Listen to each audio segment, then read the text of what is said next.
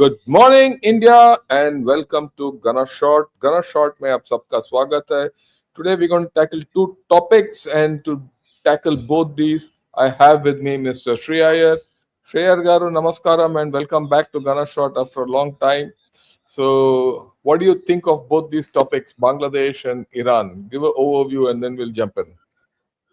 Namaskaram, Shankar garu, and Suprabhatam to all our viewers all over the world. Well, we are in Indian Standard Time, but wherever you are, all the best. And viewers, this is definitely a pivot that Bangladesh is doing, which I think is going to be more. It's going to hurt them more than help them. Somewhere, what should I say? I'm really trying to reason this out. This guy, the current Prime Minister, the rascal has spent 20-25 years in United Kingdom. And you can't survive there unless you have some basic skills to understand what is good and what is bad. And still he wants to go down this path, good luck to him. You know what, I'll tell you what these guys think. They think that they have this Bunsen burner, which is to hurt the innocent Hindus of Bangladesh. That is their Bunsen burner. So setting can be sim, it can be low, it can be medium, it can be high. Okay. But I think India is ready for this. This time this guy is going to have a very interesting development from this. But that's okay. It's like, give him a long enough rope. You know what these guys will do. I am really, really flabbergasted. That's the only way to put it. And as far as Iran is concerned, I'm still unclear as to how Iran is going to sell its oil, because right now I'm hearing whatever it is that it is getting out, it's all headed for China. And United States is not saying whether China is paying for the Iranian oil in dollars, or is it the same business as usual, Bitcoin plus shitcoin and whatever you want to think about it. So I'm very, what should I say, taking mud and putting it on their own heads. But let's see how it goes. I'm sure you have a slightly different viewpoint. I tend to be a little bit more on the emotional side when I come in, but I'm willing to be schooled. Over to you, sir. No, it's not a matter of emotion or not, but let's look at Bangladesh first. Bangladesh is very clearly veering to China. I mean, I thought I'll examine it that way, but as it has happened, we all know that, this fellow went and spent 3-4 days in China, had a lot of talk. He went to 2 places and everything. Now, there are very interesting developments which have taken place, and I would recommend everyone to read this, piece by 𝗤𝗎𝗍𝗍𝗍. Who's 𝗤𝗎𝗍𝗍𝗍? He's a guy who stays in Guwahati. He's a celebrated author. 4 days back, he was on our channel, and he keeps coming. And he's written, about the Dhaka pivot, Beijing pivot, and he's covered this whole visit in a very nice manner. Read it. But having said that, an important point which he makes, which has not come out anywhere officially, is that Bangladesh is dealing with China for the J-10C aircraft. Okay, a fighter aircraft. And that is the same aircraft which Pakistanis have been using. That's a big amount of money. From where is this chap going to get that money is $1 million question. And so we'll see how this goes, because when he gets that, if he is interested in spending so much money to, fund an aircraft, then there are issues in this whole story, and the Bangladesh story as a whole.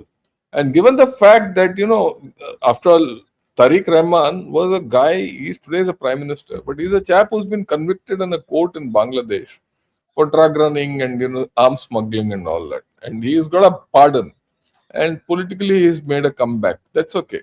So this is one thing which is very, I won't say alarming, something which we need to keep track of fully.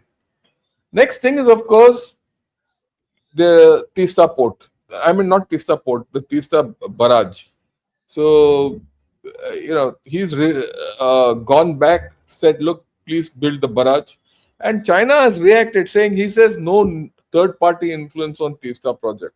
China is very keen to go through with this project because this is just next to Kuch Bihar, 30 kilometers away, where the Teesta enters Bangladesh. And we understand that the Teesta River project is required for Bangladesh, but I don't know whether China is the best bet for Bangladesh. But I am very sure that we will not allow Chinese people to hang around there. And this project, once it starts, it's going to take 5, 6, 7 years. So 30 kilometers away from the Siliguri corridor, if you're going to have Bangladesh Chinese around, well, uh, you know what India will do, right? India this thing, and whether they'll be allowed to go through this is an issue. But China has taken this step, and why I'm saying I'm talking of China is it's important to understand that China is on one hand trying to get close to you, on the other hand, it is trying to uh, do this kind of a talk. Oh, no one else can be there and all that. If China is not sensitive to our interests and Bangladesh is not sensitive to our interests, we need not be sensitive to their interests. It's a very simple equation. On that score, one shouldn't have a doubt at all. Then there's a thing called, this a Chinese firm is now to develop the Mongla port. The Mongla port is next to Cox's Bazar down south, somewhere in that region. Now the thing is, earlier this was to be given to India as a industrial zone. Now it has been given to China. So these two major things, in fact, three major things: J10 Seas, Teesta Port, and Mongla Port. Now it's almost on a kind of a fast track. So well, what we can do. We'll come to it. Right. It's not only there. Now I read the joint communique which came out from China and Bangladesh. They gave out a joint communique. Certain things are there in that which are interesting, and we need to understand it in the right, context. First, the one China principle is being reiterated, so that Bangladesh has said there's only one China. Taiwan is part of China. That's what this fellow's gone and said.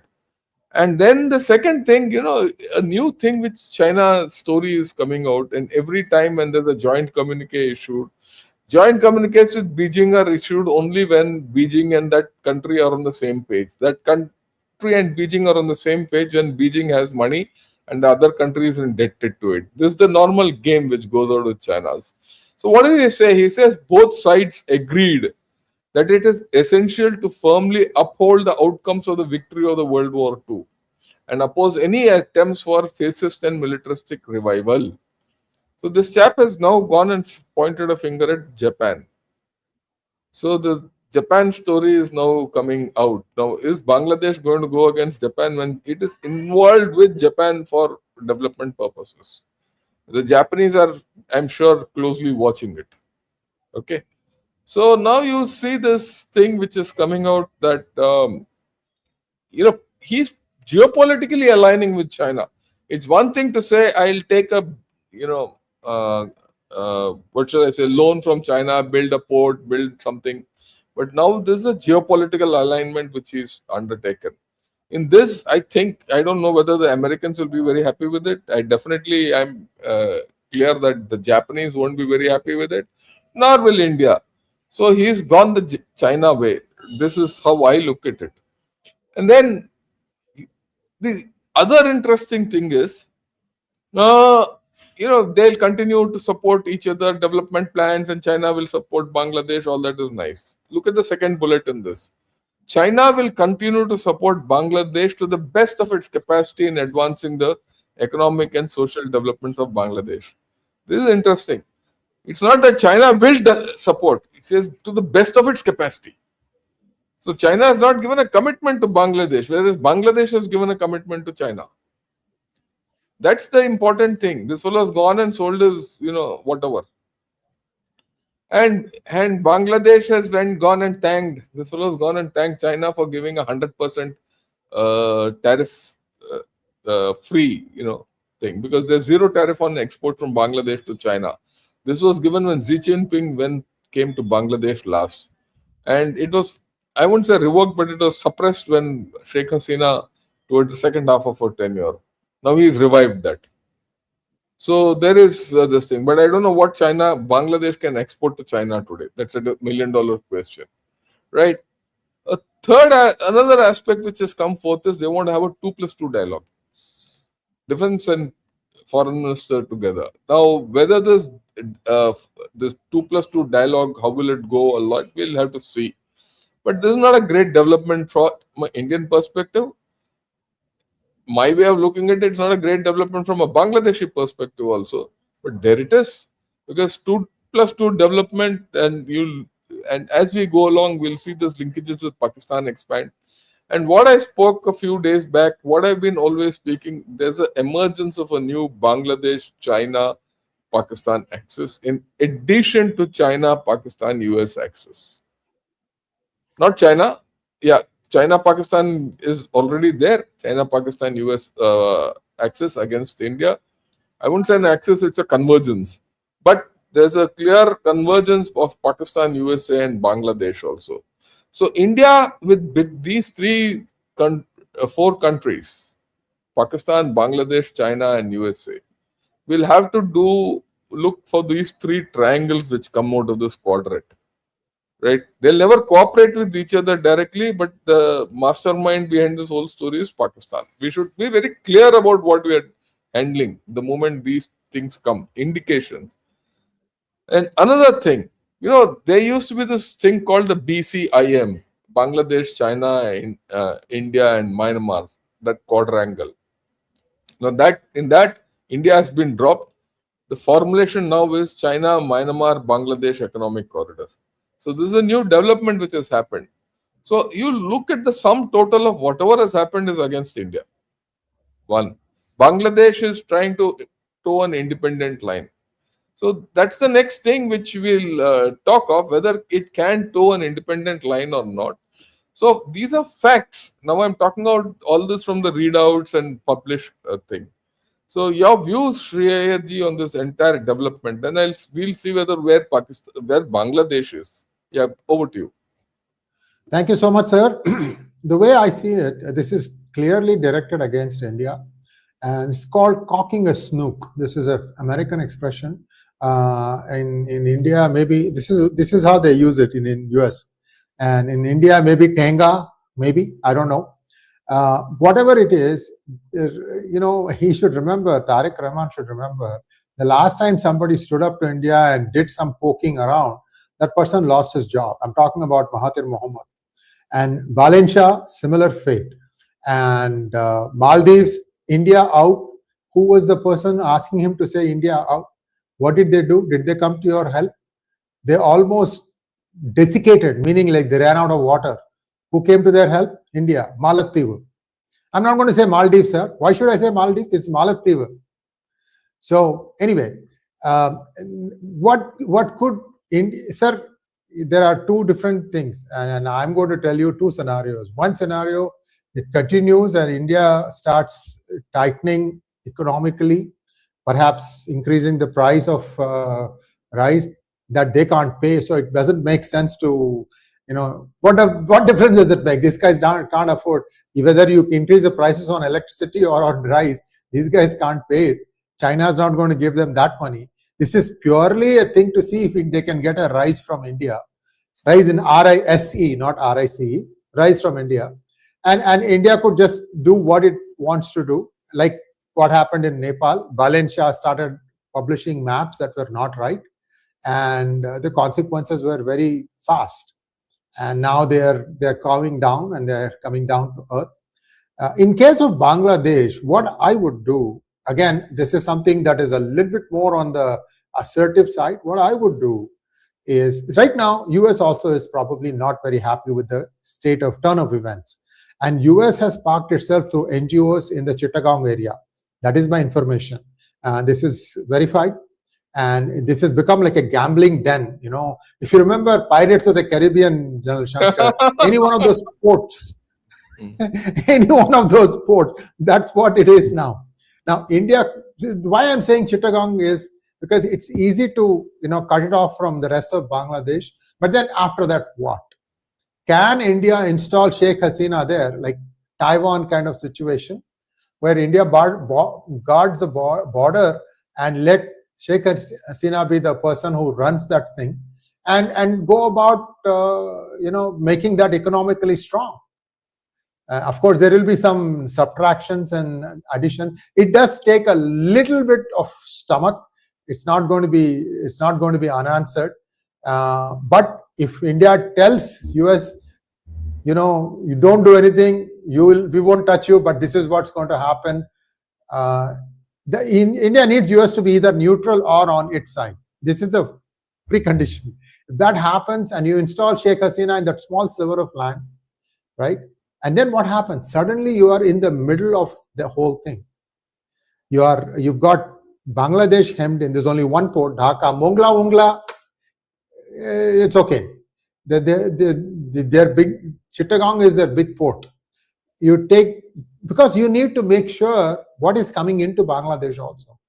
I mean, this is what I would do, General Shankar, and I know it's somebody has to game it out in the Department of Defense for positives, negatives, best case, worst case, middle case scenario, all these things. But if India doesn't do anything and just tries to tighten the economic wise, that's what they've been doing so far, since 2024.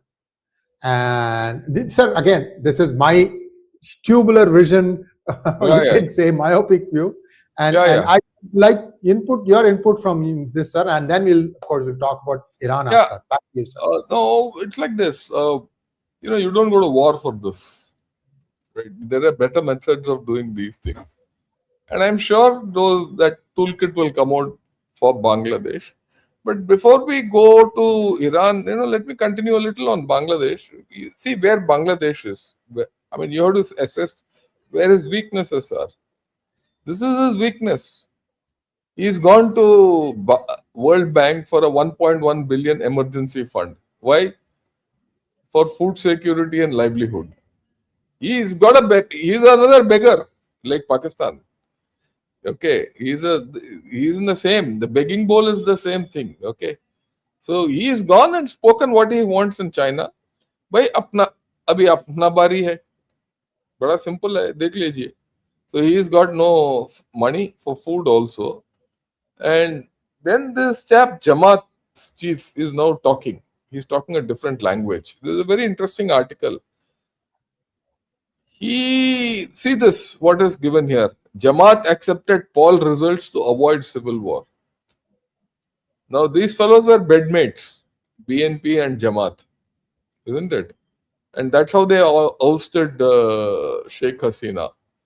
Now that everything is over, the Jamaat chief says, "Oh, I accepted the poll's verdict and all, so that there's no civil war." That means he's really not accepted anything, and he's out to create some problems there. Now, if he's out to create some problems, that's fertile time to put sow dissent into that whole story. So now Bangladesh, and within Bangladesh, the BNP and Jamaat are now very clearly on two different pages, and things are not going to be easy for Mr. Tariq Rahman. We'll see how this whole thing opens out. And then they have the economic problem continues. Their debt burden is increasing. There's no reduction in debt burden. And my bet is that debt burden won't reduce because they have nothing to produce and give it to anyone. To some extent, we also have to understand they have to talk sweetly with China because they have a debt which they have to repay. But see this graph which is going up. Okay, so you see the debt servicing burden for the coming financial year is going to be high, and they fear that by 2029 it will double, and that's huge. And yeah, same thing. This is mirrored somewhere else. He's in the other paper. That was in Daily Star, and this is in Dhaka Tribune. And then there's another new thing which has started in Bangladesh, which is hitting them. A few days back, I spoke of it, but I'll come back. Normally people who repatriate money, okay, and Bangladesh, one source of money is repatriated money today, right? Foreign countries, it's basically remittances from their overseas workers. So this fellow has immediately after coming in, he has started taxing that at a higher rate. Now, what happened after that? This is the interesting thing where Bangladesh we have to watch. The interesting thing is the amount of money Bangladeshi people, overseas guys, who are remitting in Swiss banks has gone up. See the effect. Yeah, well, I'll come to it. And we spoke of it some time back. I was wondering why is this Swiss bank money going up, Bangladesh? Now you see the connection. Bangladeshi overseas people are putting money in Swiss bank. Whether that is correct, I mean, whether that is legal, illegal, that's a thing. But the report is very clearly it's going up. On the other hand, that is confirmed by the fact that this chap has started taxing dollars.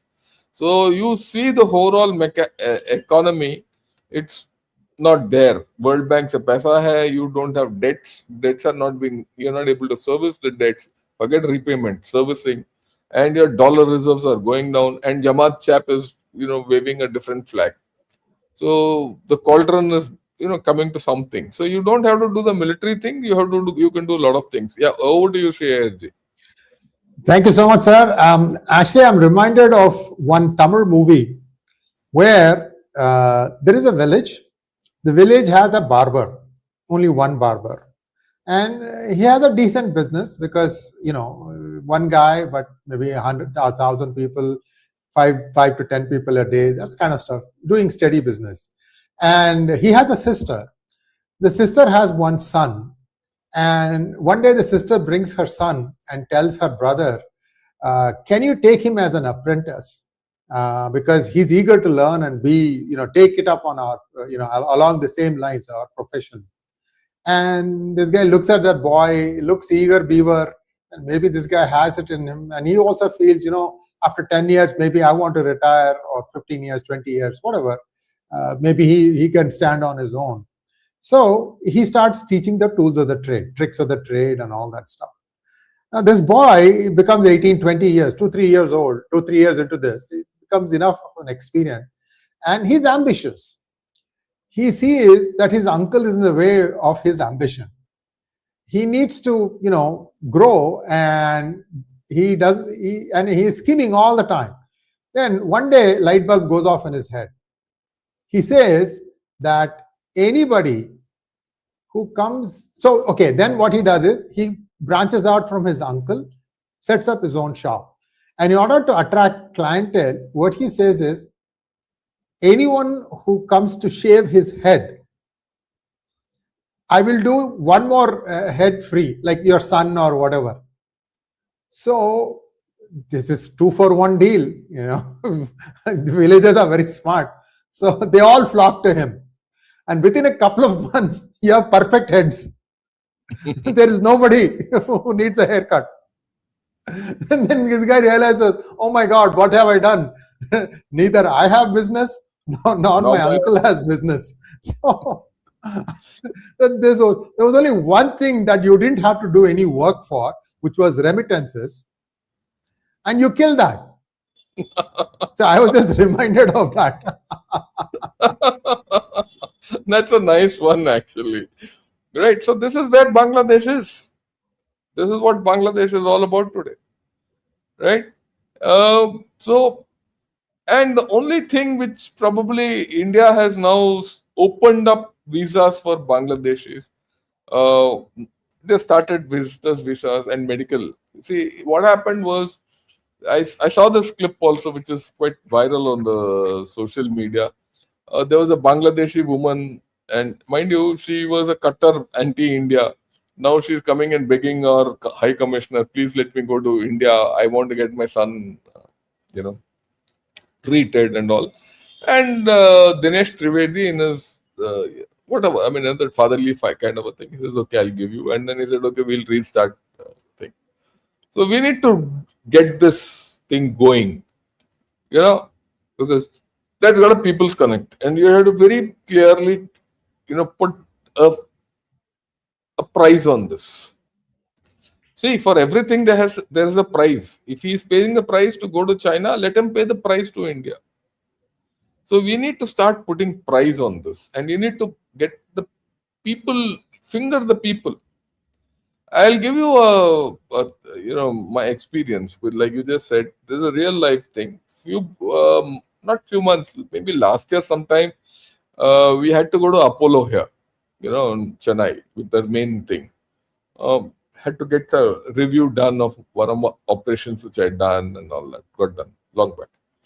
So when I went, met the doctor and all that, and I was standing out and waiting in the waiting room, and I saw a Bengali couple.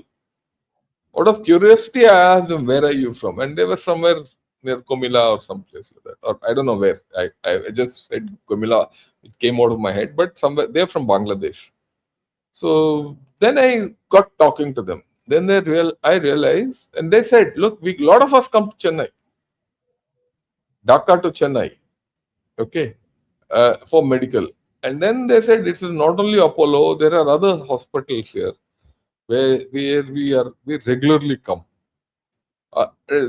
Their choices, of course, are naturally there will be choices will be Bangladesh, Calcutta, because there they can speak Bangla. Otherwise, they'll come to Chennai, and they have wherever they have guys here, illegal, both kind of Bangladeshis are floating around all the metros, and they have a good network going. Okay, that network must have got disrupted fully now.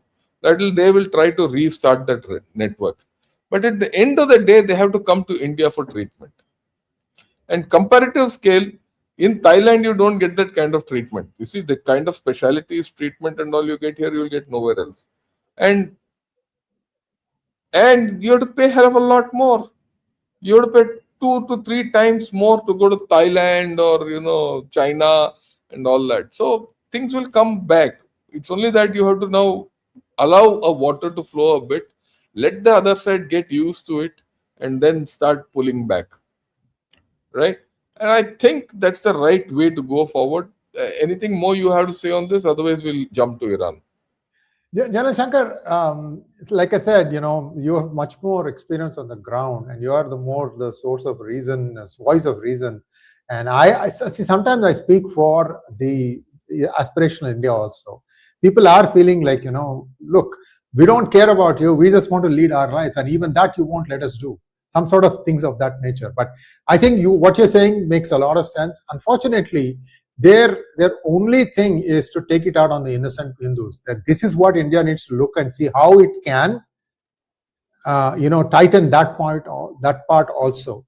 And I have a feeling a lot of these things will become a little bit less if India fixes Pakistan, because it's a once you fix there, this also gets me. We have 2 for 1. We have to fix both. We have to have a new strategy where we have to fix both, and we have to hit both of them at their weaknesses. Right? Pakistan, of course, is riding a thermal today. It's riding a thermal without an engine. So one of these days it will crash. So we'll leave it at that. Yeah, if there's nothing more, I'll go to the Iran. Sir, I'm just going to beg your forgiveness for just 5 minutes. I'll be listening to what you're saying. I need to do one small thing. I'll come right back. So you just need to let me in. I'll just remove myself and I'll come back in 5 minutes. But I'm listening to what you're saying. Thank you so much. No, you just don't have to. You keep it on. I'll take you out of the equation. Yeah, that's okay. Okay. Thank you. Thank you. Thank you. Okay. Thank you. Now, look, we're going to talk of Iran. I'm going to paint to you a picture of post-war Iran. Right. Before that, a small update. What's happened in Iran? We know that there have been tit-for-tat strikes. First, Iran hit a tanker. I think it was a British tanker or something like that. And then that was responded. And there's been another strike, the second strike by USA. Of course, USA responded. I'm not going to get into the details of the strike. Now, these tit-for-tat strikes will go on.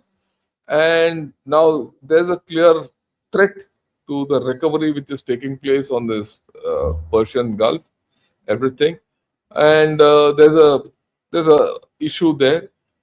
And most importantly, Trump gave out this in the morning. And are you back? Yeah. Not yet, sir. Not yet. I just got started. Okay. I have to do everything on this computer. I Yeah, will yeah, just go ahead, do go my ahead. finger like this. Yeah. Go ahead, Yeah. go ahead, go Thank ahead. you. Let me just give me a call when you're ready. We'll get you back. So now this is what Mr. Trump has tweeted in the morning. United aircraft struck Iranian missile and drone storage locations and coastal radar sites for violating the ceasefire agreement. Again, it is very possible that will never learn. There may come a point when we are no longer able to be reasonable and will be forced to militarily complete the job that we successfully started. If that happens, the Islamic Republic of Iran will no longer exist. So now we are going on to a different scale altogether. So again, once more, you see Mr. Trump giving threats, uh, tit for tat striking taking place. Israel, Lebanon, there's another thing which happening there. There is strife out there, and this area is historically weak in the sense when I say weak, historically weak on peace. They have never been able to live in peace, and this is not now. This is goes back to centuries. So this is just an extension of that. The hope that there'll be peace here and there'll be everything is, I think, far away. I think we are far away from peace. We should be happy as a nation that we are just getting our oil. If the oil keeps coming, I'm happy. And they don't have a choice of not selling oil because if without that oil, where will they go? But I pity Pakistan. They're in the middle of nowhere. If the war goes on, then no one is going to give them anything. So all that story, oh mediator, I'm the middle of nowhere. That's why I said yesterday I took the thing on. You're in the middle of nowhere, right? So Pakistan is the middle power in the middle of nowhere. It's still in the same status. So whether Pakistan will be able to do anything or Qatar or Oman, we'll see as we go. But today my discussion hereafter is on something very interesting. The interesting thing is we say Iran has got a tough nation and it's going to retaliate and all that. What is Iran's actual status internally? What has it lost?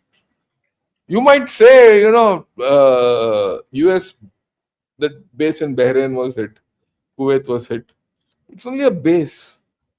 It's only one aircraft base with some hangars and all. Few people died, not died. Maximum 13 people died in this whole story. And they've lost something, but that's all. But what has Iran lost? You'll not understand it unless you quantify it. And that's what I started to quantify it. Now, I saw this surprising, but it came out in South China Morning Post yesterday. And that it says Iran survived 3 months of war. Can it survive the aftermath? That's what we also discussed earlier. That look, Iran has survived the war. Can it survive the peace? Can it get the peace? Right? That's the question. And there's what? And to understand that, what has happened to Iran? Look at this. Interesting. Let's see the figures. Sorry. See the figures. They targeted American and Israeli bombing, targeted energy grids, steel mills, petrochemical plants, ports, and transport corridors. Can it be worse? Right? The estimated damage is 270 billion, and Iran's GDP per year is 371 billion, which means 1 year's GDP of Iran has been finished in 3 months, gone back. Okay, this destruction is equivalent to the scale which it lost during that 8-year war against Iraq in 80s. 3 months they have lost what they lost for in 8 years against Iraq. Okay, their GDP growth, as per the UNDP, United Nations Development Program, their GDP growth is going to be declining anywhere between 8 to 10%. Okay, 8 to 10% decline in contraction in the GDP. Inflation is on course to hit 69%. It's the highest since the revolution of 79. See the internal status of Iran. If Iran was not a police state or a theocratic state the way it is, there would have been a revolution. Okay, right. Price increases, staples, food, and all that is anything between 135 to 430%. Staples like wheat, rice, eggs, and cooking oil, depending on what they can produce and what they don't produce. Cooking oil, I know people are going to Turkey to get cooking oil. I mean, I heard in a thing that people drive to Turkey, fill their entire car with cooking oil, and come back. Okay, Turkey, Azerbaijan in the northern this thing. Food inflation is expected to top 100% by the end of the year. In 2025, it was running at 58%. See the internal status of Iran. Now, between 3.5 to 4.1 million more Iranians have been pushed below the international poverty line. Okay, the national poverty has gone up to 41% from 36%. 36% in 2023, today it is 41%. Now, this is the problem. So you've done everything, you fought well, everything, but at the end of the day, what if you fought well?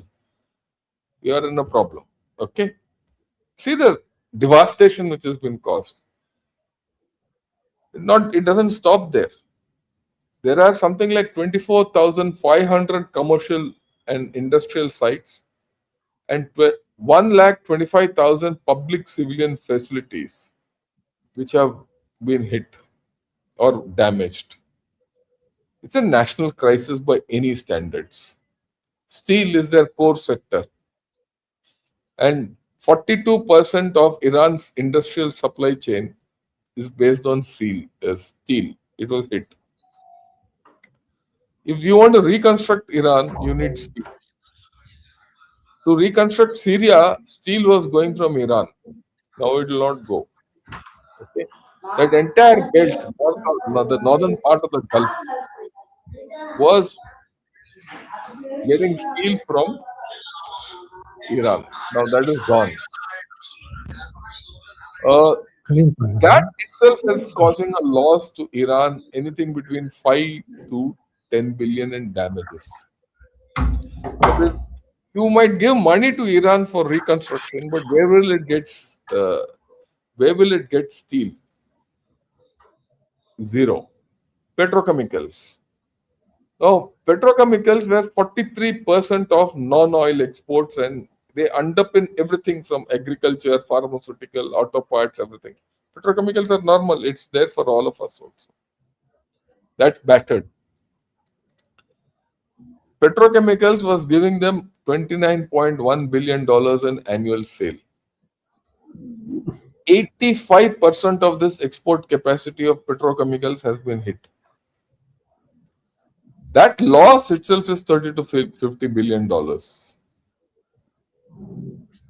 Right? More than 80% of their energy facilities have been hit, which includes storage depots, gas hubs, everything. And I believe 1/3 of it is knocked out. That's what those reports say. I've culled reports from here and there. Okay.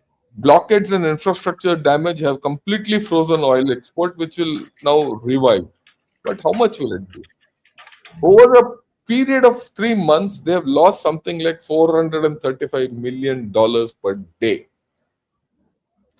Job losses. Anything from 2.5 million to 4 million. People have lost their job. Just think 4 million pushed into poverty, 4 million have lost their jobs. This could be overlapping. So my guess is even a 50% overlap, you're looking at 6 million people adversely affected. That's about 8 to 10% of your population is adversely affected. They have, I think, a 90 million population. I think, I'm not very sure. So that is a huge problem. Yeah. So that is a huge problem for Iran, and which means that it puts Iran on a complete back foot. You're talking of a country which is to revive this much, then look at the thing of their other facilities. And this is by the Red Crescent. Non-military facilities, another 1,25,000 have been hit. Around a lakh residential units have been hit. People have been affected. Okay. Commercial properties about 23,000. Medical facilities have been hit. Education, 32 universities have been hit. And logistics and relief centers have also been hit in this chaos. It doesn't stop there. The military, you might say Iran has still a lot of missiles left, but what has it lost? What has their stockpiles are diminished? Their everything is, a lot of things are diminished. The nuclear infrastructure is almost gone. Might have, the only thing they might have been left with is that enriched uranium. And even in that enriched uranium, I don't know how much they will be able to recover, or it's just a bargain chip left. And they've suffered this shocks repeatedly. Please remember, in the past, 8 years, they've had 4 uprisings. Every 2 years, there's an uprising. It's a jolt. You see that whether they're going, but they kill about 40, 50,000 and they come back into power. It's a murderous regime.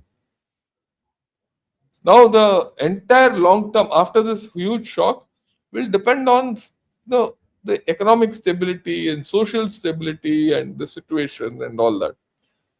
Iran might survive sanctions and economic pressure and all, but if there's another knock on Iran, the way it is now going, Trump is hitting them again, and if it goes back up, Iran might go into a place where it'll be difficult to recover from there. Now, this is just for the immediate. Now, even if no one's going to give it money free of cost. I don't think any Arab country will give them money free of cost. There'll be a price for that. Will Iran pay that price? Be ready to pay that price? I don't know. And more importantly, after all this, say give 4 months, 5 months down the line, will there be upheavals, political upheavals coming up? Political upheavals can be regime problems. That chap might say, this is my day, I'm going to push 𝗪𝗡𝗏 Khomeini out. And then no one knows whether that 𝗪𝗡𝗏 Khomeini is alive or not. So all these issues are there. Okay. There's going to be social instability. There's going to be political instability. There's no money. There's no reconstruction. I don't know what they're fighting for. I mean, really speaking, I don't know what they're fighting for. And especially when all these people are prepared to give them a deal. But well, that's the way Iran is. And that's how Iran is structured. And I've outlined what all is happening. So, Sree Iyer ji, your views on all this with the devastation they've faced. Thank you, sir. And viewers, I hope you have liked the video, whether you're watching it on Ganesshot or PGurus, because surprisingly, the notification hasn't gone out for this. And I have like a fraction of what my usual audience is on PGurus. And just help us out here. As far as Iran is concerned, my guess, General Shankar, is IRGC does not have a way out. They can't go and take up, exiles and somewhere else. These guys have done too much harm to their society. And therefore, they think that, we're going to die for this cause. And whoever is going to try and stop us, we're going to take it out on them. Very, very cruel way they are doing this. I mean, if Mujtaba is really the spiritual head of the Shias, where is the humanity in this man? Why are you allowing your own? The 30,000 Shias that died, they are also your own people of your own sect. What kind of religious leadership are you giving? And for those of Shias outside of Iran who look up to this as their religious leadership, if he does not hesitate to kill 30,000 of his own, What is your logic in looking up to him as your religious head? You have to start thinking logically, dear Shia brothers and sisters across the world. They will come and kill you. They won't even ask you anything else. And you want to still support them? I mean, it's your prerogative, I guess. But this is how Iran is going. And it's lurching from one disaster to another. There is a huge water problem. I mean, El Nino is going to make it much, much worse. Much, much worse. And the last hit, not the one today, but 24 hours ago, then Shankar, when US hit, there are unconfirmed reports that they have found another nuclear storage site and they have hit that. Now, this information is coming from the opposition inside Iran, because now internet is open and some people have broadcast it, and I have checked it. There are more than one sources have reported this. So what I'm trying to say is this was their crown jewel, right? Enriched uranium. And US has gone after that. And all this because in my book, sir, I don't know about, what others think. See, in Hezbollah, right now in Lebanon, I should say, the Hezbollah is trapped in a whole maze of tunnels and Israel has them completely surrounded. It is believed that hiding in these tunnels are 70 Quds commanders, Quds commanders, which is why Iran was desperate in trying to bring a ceasefire between Israel and Lebanon. The ceasefire has been signed in DC, except there is one clause that everybody should take note of. Israel is free to move about in Lebanon to secure its interests. So Israel has got what it wanted from that deal, and it still has these people surrounded. Who knows? I mean, they can even starve them to death. And Iran still holds out the hope that somehow these people can be extricated out of that. I mean, this is the kind of irrational thinking that appears to be there in the IRGC leadership. I think that is the main reason why they went and hit that commercial vessel, sir. My take, and I could be horribly wrong here, of course. So, point I'm trying to make is US is now also playing the same game that they are playing. You hit us, we'll hit you 10 times harder. But it's not going to stop the navigation. Yeah. By the way, one huge tanker crossed the Hormuz Strait, and they had like 100 other supporting things around that tanker. Sort of like a message. You mess with us, you're going to be in a lot of trouble. So US is now saying that we are going to do this thing. Doesn't matter. Okay, we won't come to your side because we don't think you've demined everything properly. So they're going to go on the Oman coast, and they are making sure that it is demined. So it's actually, on paper, it may look like Iran has won, but I am not so sure, sir. Back to you. No, look, ultimately, my way of looking at this, you win when you get good peace, when you get prosperity to people. If you see it on that metric, I think Iran has lost hell of a lot more. I mean, see, winning is ultimately, bhai, tumhara jo aam aadmi ka kya asar hai? See, I yesterday also did a program with Sandeep Punithan on grand strategy. What is your grand strategy of a nation? The grand strategy of any nation is to look after its people first. That's the first grand part of grand strategy. He should get food to eat, shelter to live in, and clothes to wear. If you can't provide these three fundamental things to roti, kapda or makan, bada simple hai yaar. If you cannot produce that for your man on street, there's no grand strategy. And is Iran doing that today? No. So there is a problem which we have to understand. And I mean, in that respect, I'm very clear that Iran has lost something huge. And Iran has lost something from very long. And that is why you see this country can't progress. They lost in 79, when there was a massacre by the Ayatollah in the name of the revolution. They killed, I don't know how many people they killed. The second time Iran lost was during that war with Iraq. 8 years war, they lost huge. And then you see every 2 years after that, there have been problems.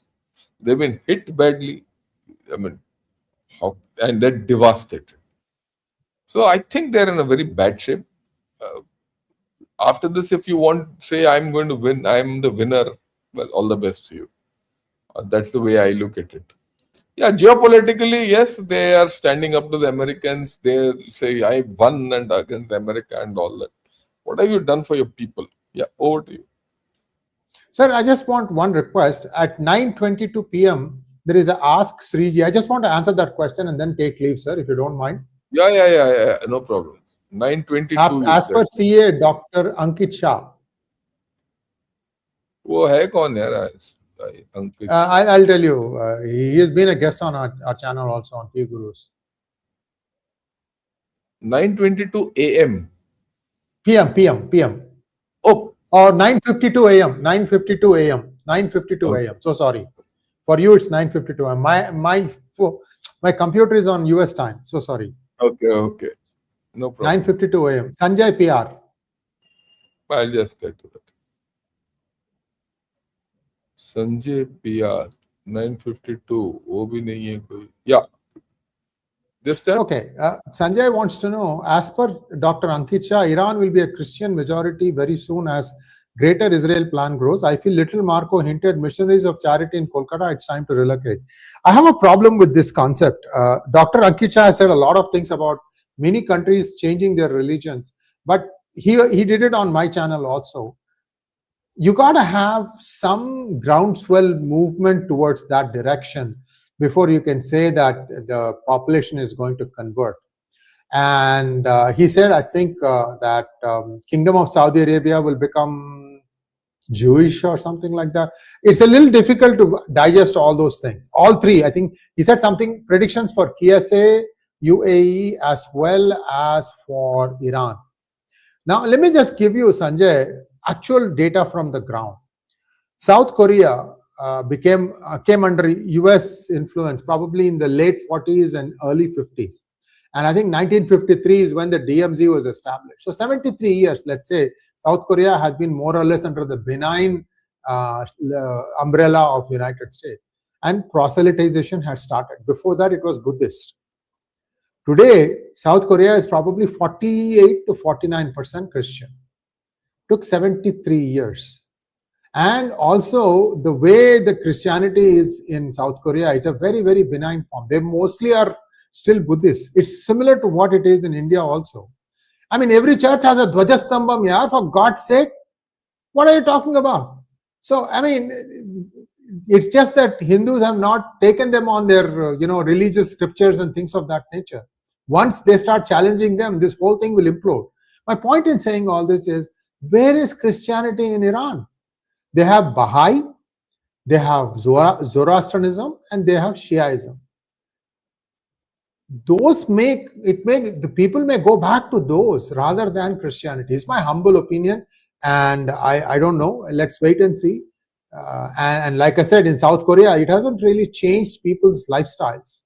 So, sir, with this, I'd like to take your leave. I'm so sorry. I'm right up. No problem. No problem. Yeah. Thank you, sir. Take it. Please feel free to weigh in on this, sir. You know these people. Yeah, I'll weigh in. Don't worry. I'll weigh in. I mean, my ideas are very clear. I don't believe in all this nonsense. Actually, every man is free to follow his religion. Let him this thing. If he wants to convert, he can convert. He doesn't want to convert, you cannot convert. But fundamentally, in a country like Iran and in Saudi Arabia, if you think you're going to go and change religions, I think we are living in a fool's world. And I'm glad that I don't get guys like this Ankit Shah chap and all, on my channel. These are all fancy ideas. Don't go by them because they have no value. Okay, let me take some sensible questions and I'll try and give you some sensible, answers. Okay. At the moment, outside Satish Sharma, thanks for becoming a YouTube member. And Sunil Singh also, thanks a lot. Again, Satish Sharma, if you contributed twice, my double thank you. Harish Ramchandran appearing after a long time. Thanks for joining on a live session. I am in good health. I hope you are in good health. I think you are in somewhere in the Middle East. I hope everything is going well there. Yunus was installed by the deep state. The tilt of Bangladesh towards China does not gel with the fact. There is a link in the story. Well, yes, whether you like it or not, they are doing it. You heard. I mean, this is the official communique. You know, I don't talk nonsense. I talk with, absolute facts and figures. And they say this. So we have to see where this whole story is going. And we should deal with Bangladesh accordingly. I hear you targeting China a lot. Understand we consider as a major threat. However, where does China see us? Do they really believe that we are years behind them? Look, Ashoka, it's very simple. They don't want to acknowledge you as a threat. Okay. For them, their ambition is still USA. They know that we are after them. Okay, one step behind them. Day by day, we are going farther away from them. That worries them. But they'll never acknowledge it, because acknowledging India means a relative downslide in their position. So that's how it is. We have to remember that China will remain your long-term problem. In fact, long-term enemy. Like Bangladesh needs money, China is Shylock with money that must be paid with pounds of flesh, ports, base.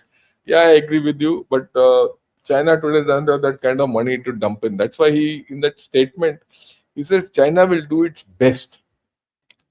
That's why I highlighted that statement in the joint thing. China can't help the way it had earlier. China is struggling, financially. General Sir showed your yesterday's evening's Pakistan show to my dad and he loved it. Thank you for the effort. Yeah, thanks a lot, Elephant Ranga, for this. Come back in the evening. Today evening, we're going to have another thing. I'm going to highlight the problems of Pakistan. See, I've spoken of IWT. I've spoken of what we'll do if Pakistan tries to do anything with IWT, dam shams, all that. And I've given you the technicalities of the IWT. I've shown you where Pakistan is. It's the middle of nowhere in the past 2 days. But today I'm going to talk of Pakistan's problems for water. You have to understand that why IWT scares them. Okay. Yeah, we'll see it in the evening. We'll talk of it. First of all, Bangladeshis should thank India for getting their freedom from Pakistan. Freedom wouldn't have come to Bangladeshis, and India got involved in the freedom struggle. I completely agree with you with this. Sai Auto Vision Bangalore, but the fact is that they are not anywhere near that. Hindi mein iska, they say, ehsan faramosh. Thankless characters. Leave it at that. Strategic autonomy makes sense when you feel threatened by a big power, want to balance one against the other to keep the big power from engulfing you completely. Yeah, to that extent, strategic autonomy vision of Bangladesh is very foolish. Because they're a nation which has to be dependent. They're dependent on India for almost everything. For their survival. Well, they yet choose to go to Bangladesh, and this is not new. Tariq Rahman's father went to Bangladesh. His mother went to father went to China. His mother went to China. But what is today interesting and something which you have to take notice? Neither his father nor his mother went towards Pakistan. This fellow is going towards Pakistan, so it makes him a worse case.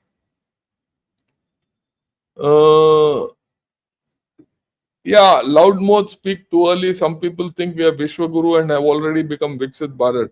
This hubris is setting in before. This is stupid, actually. I go with what you're saying, VS. We should know where we are. We are a nation which is progressing and progressing fast and progressing well. On those 3 counts, I have no doubt. But are we a developed nation? No, we are not. 𝗥𝗘𝗿𝗏 Bharat also won't happen before 2047. I mean, it might happen, but my doubt. Because our culture has to change for that. Culturally, we are not there. And our problem for change is in the north, not in the south. The south is still developed. I don't see 𝗥𝗘𝗿𝗏 Bharat happening in the south till 2047. North is far. But aspirationally, I'm not against it. It's okay. We have Viksit Bharat 2047. We're happy about the aim and ambition. But you'll get there somewhere. But I think we're far away from it. We shouldn't. I go with you. Yeah. Yeah. Bangladesh is following the Pakistan model. I agree with you. I go with you. This whole story which you're saying is right, and we have to be careful. And in fact, it's not now. After all, Yunus started this whole story when he, upstaged Sheikh Hasina. So we'll have to be clear about it. Whenever differences between two powers are escalated, be it conflict between the Sassanid and Byzantine Empire, the rise of Islam leading to yeah, fine. I go with it. History teaches when two powers fight, the third fellow will take it. I see that. I see that point you're making. Iranian mullahs and IRGs are imbeciles to destroy. No, they're not. They're very kattar, yeah. You're radical. They're very okay. Tata Cancer Hospital has tons of Bangladeshis coming for treatment. So also Vellore and Chennai. I agree with you completely, 100%. Right? Bangalore, their 10 cities where Rohingyas and Bangladeshis live together. Karnataka is a safe haven. Yes.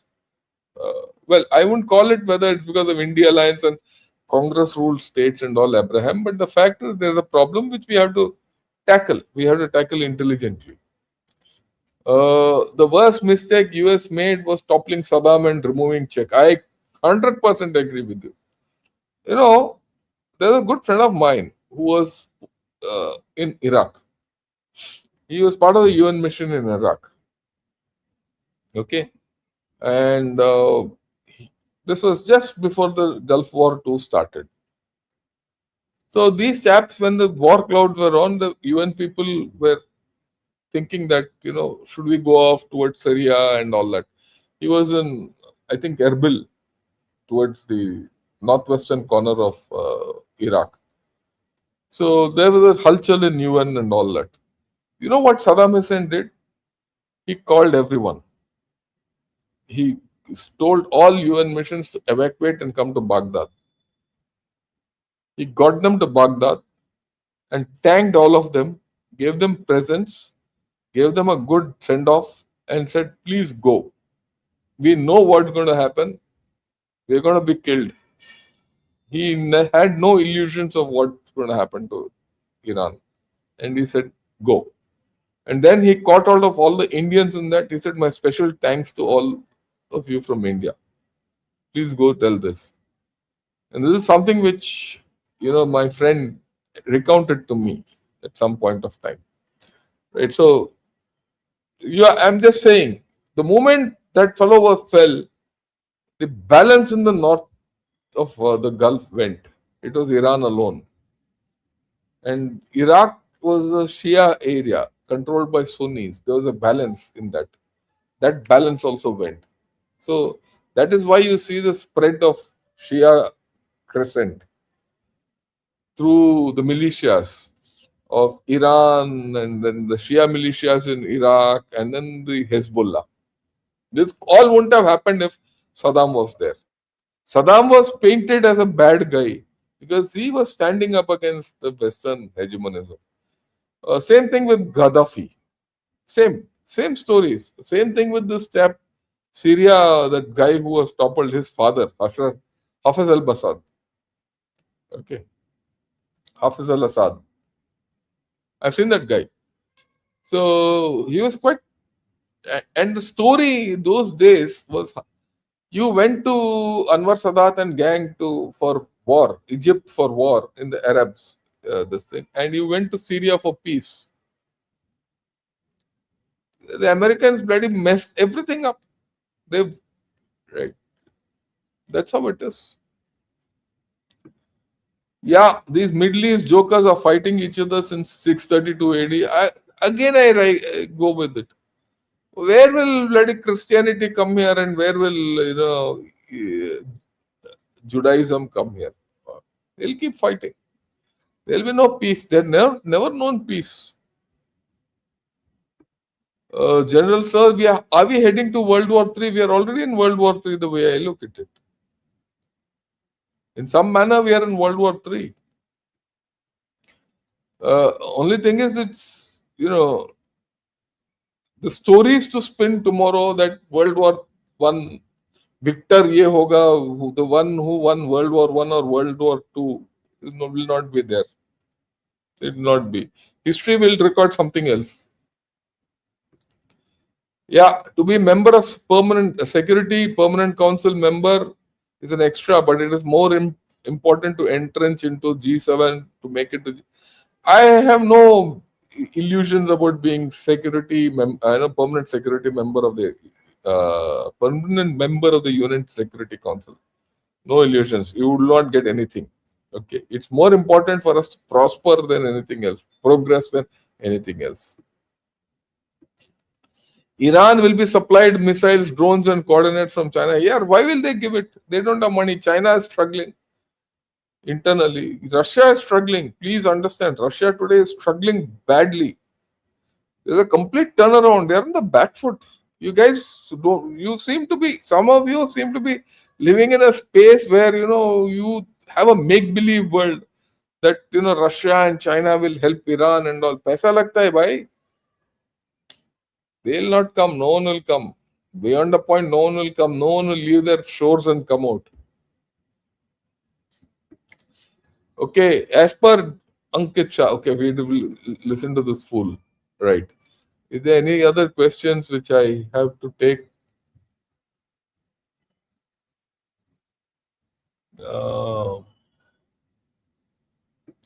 Rebuilding will take a long time as other Gulf affected nations will be competing for. Yeah, I agree with you.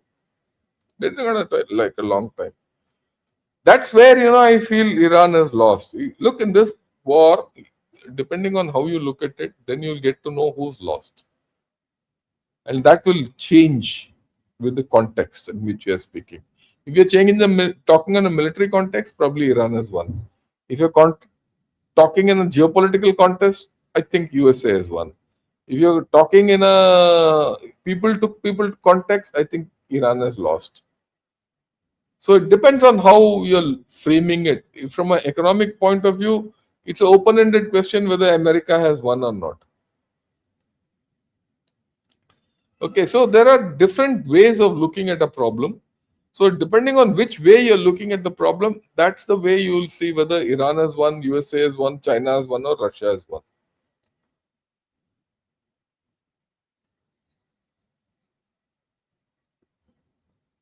Yeah, I think we have done for the day, right? With this, thanks a lot for joining in. Yeah, join in the evening. We're talking of Indus Water Treaty.